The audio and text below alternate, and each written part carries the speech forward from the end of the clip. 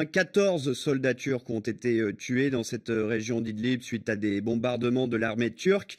Déjà, Samy, la question du mandat, rappelez-nous pourquoi la Turquie est entrée en Syrie, ce qui a poussé le gouvernement d'Ankara à y intervenir et dans quelle mesure?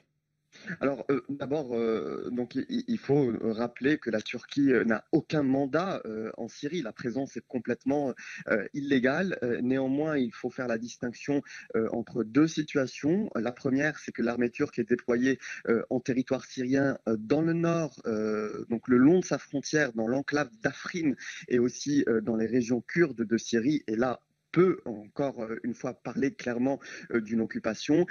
Ankara justifie cette présence par des raisons de sécurité, mais beaucoup d'analystes disent que en fait cette présence cache en réalité la volonté de la Turquie de réenvoyer vers ces territoires syriens les réfugiés, les 3 700 000 de réfugiés syriens qui vivent aujourd'hui en territoire turc, donc qui ont fui les combats, la guerre depuis 2011. Et puis il y a une seconde situation, ce sont les postes d'observation de l'armée turque dans la province d'Idlib. Là, il s'agit en réalité de 12 positions militaires. Leur objectif, c'est maintenir le cessez-le-feu à Idlib et ces postes d'observation sont le fruit d'un accord de désescalade qui a été passé entre Ankara et Moscou. Moscou qui est le parrain du régime syrien et donc tout cela remonte à 2018. C'était un accord passé à Sochi.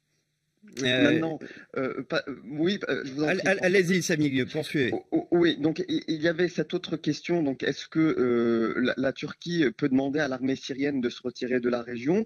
Elle le fait déjà, et d'ailleurs, elle ne le demande pas, elle l'exige. Donc, pourquoi? Parce que le président turc redoute encore une fois une nouvelle vague migratoire. Vous savez, la province d'Idlib est à proximité de la frontière turque. Actuellement, elle est fermée. Mais si l'offensive du régime syrien devait se poursuivre dans le nord-ouest, il pourrait y avoir un nouvel afflux, et ça, pour la Turquie, c'est inacceptable. Alors Voilà. justement, Samy, le président turc Erdogan a tenu hier un discours pour le moins belliqueux, promettant de chasser les forces syriennes au-delà des frontières qu'il aura fixées.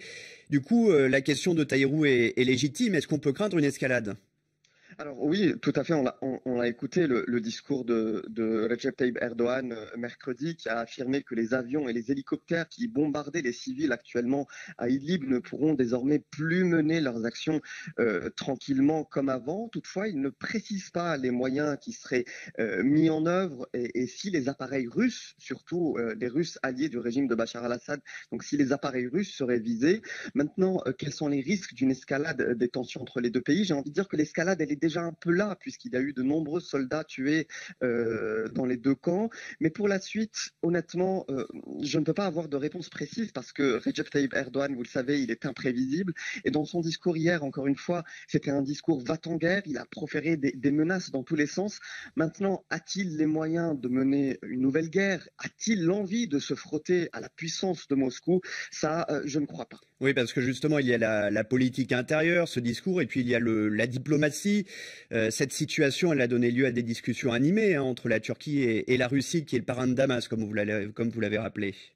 Alors, discussion animée, certes, mais en tout cas, on peut aussi en parallèle observer que Recep Tayyip Erdogan a très vite fait de dépêcher une délégation à Moscou. Donc, ce qu'on peut dire, c'est que le dialogue reste possible entre Moscou et Ankara. Vous savez, Moscou et Ankara se sont rapprochés depuis 2016, même malgré leurs positions contradictoires en Syrie. Donc, un dialogue reste possible entre les deux. Il est possible entre les deux. Reste une inconnue, c'est le régime de Damas, le régime de Bachar al-Assad, qui lui reste déterminé à reconquérir son territoire et tant qu'il bénéficie du soutien de Moscou, il y parviendra. Idlib est donc ce qu'on appelle en théorie une zone de désescalade, comme l'était la Ghouta, comme l'étaient d'autres régions de Syrie, et pourtant, ça n'a pas empêché le régime de Bachar al-Assad de les reprendre.